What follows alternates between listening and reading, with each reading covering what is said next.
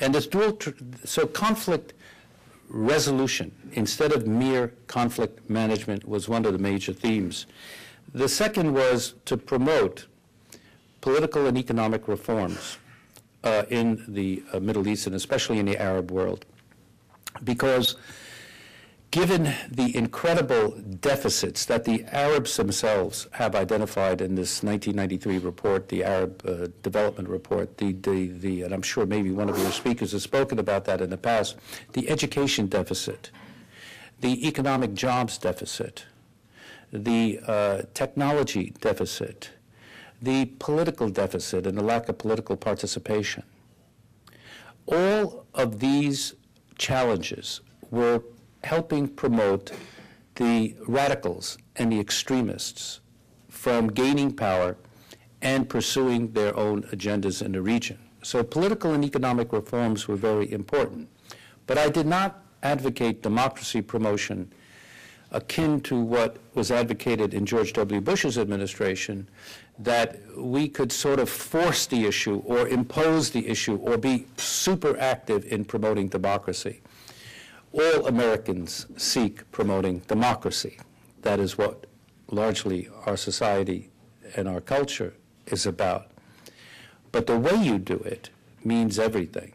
And one of the themes was that we should approach democracy, political reforms, economic reforms with a clear eye toward the cultures we are dealing with. And I have a phrase that I use, which is in the book: you cannot parachute a Jeffersonian model of democracy into the sands of Arabia. But what you can do is work with the Saudis, for example, in helping them promote what they call the Majlis al-Shura, the consultative assemblies, which is their consultative cultural framework.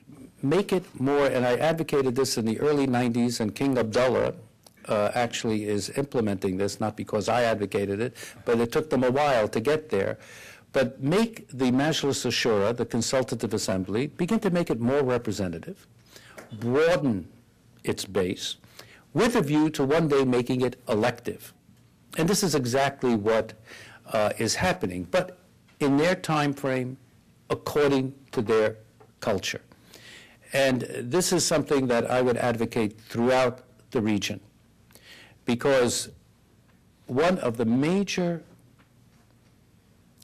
challenges that the broader Middle East faces is this great struggle of ideas between the moderates and the radicals and extremists. It will be their contest, theirs to win, to lose. But certainly, American foreign policy should be based on encouraging and strengthening the moderates and marginalizing the extremists and radicals. Now, one way that can be done is to, not done, but one major step forward to facilitate the marginalization of radicals in the region would be the things I'm talking about, but especially resolving the Arab-Israeli conflict. I am not an advocate that once the Arab-Israeli conflict, if ever, is resolved, that extremism and terrorism is going to disappear. Far from it. That's a false linkage. But, having said that, given the reality that the Palestinian issue especially remains the core political issue in the region that will bring people out in the streets from Malaysia and Indonesia throughout the Arab world to the Maghreb, that resolution of this core conflict will do much to take away a major issue that Al-Qaeda, Osama bin Laden, even secular dictators exploit for their own political ends. So it has to be, in my view, a primary objective of any American president to have his administration pursue Arab-Israeli peacemaking. And I am pleased that the Obama administration has started out at the beginning of its term to engage on Arab-Israeli peacemaking. You'll remember that Bill Clinton made a valiant effort, but very late in his second term, as did George W. Bush, very late in his second term, and they simply ran out of time. President Obama, by assigning Senator George Mitchell, a very gifted negotiator, I think is starting out on the right foot in engaging on this issue early on. Another core issue is South Asia, which has often been neglected by policymakers in Washington. Only when there have been problems do we rush out with our fire engines, and then once the immediate problem is resolved, we go back home. Look what happened during the height of the Cold War. In 1979, the Soviets invaded Afghanistan. I was the head of the political section in our embassy in Moscow at that time. It was a very, very difficult period in U.S.-Soviet relations. And during that time, we realized that we had to make the Soviets pay a very high price for their invasion of Afghanistan, because this is an invasion that could not stand. So we supported fully the Mujahideen, these Islamic warriors, to really sabotage the whole Soviet military adventure in Afghanistan. And we provided them with everything, including Stinger missiles. And that was an incredibly successful foreign policy and national security initiative. It worked. But it worked only too well, and here the principle of unintended consequences came in.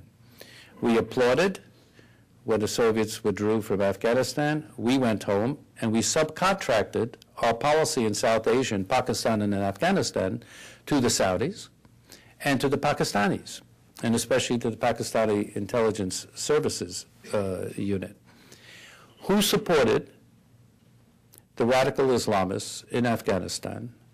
And we saw the rise of the Taliban, and we saw the rise of Al-Qaeda. Then in 2003, we invaded and started our military action in Iraq to depose Saddam Hussein. Now, in the book, I advocate that this was a war of choice and not a war of necessity. I think the war in Iraq, and I was a senior policy advisor to this Iraq study group that Secretary Baker and Lee Hamilton co-chaired, and I can tell you we had a prominent group of Democrats, a prominent group of Republicans, and to unwind ourselves from Iraq has been one of the most incredibly difficult tasks we've had on our national security agenda. I believe that by going into Iraq, one of the unintended consequences is that Iraq virtually took so much of our human blood and treasure and foreign policy attention that we neglected other parts of the world, but also in the region itself. And lo and behold, we now saw, and the new president has inherited, the resurgence of the Taliban in Afghanistan, and Al-Qaeda is still alive and well in Afghanistan and in parts of Pakistan. So now we have to send more troops into Afghanistan while we are beginning our withdrawal from Iraq. My point on Iraq is that after 9/11, we had the whole world with us.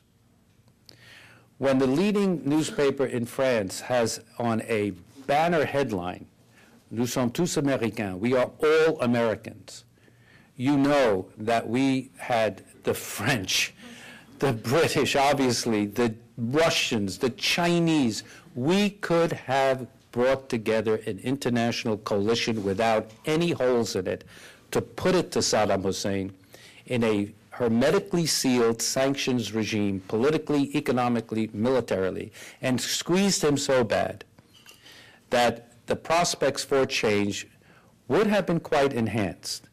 The example of that is what we did with Muammar Gaddafi in Libya.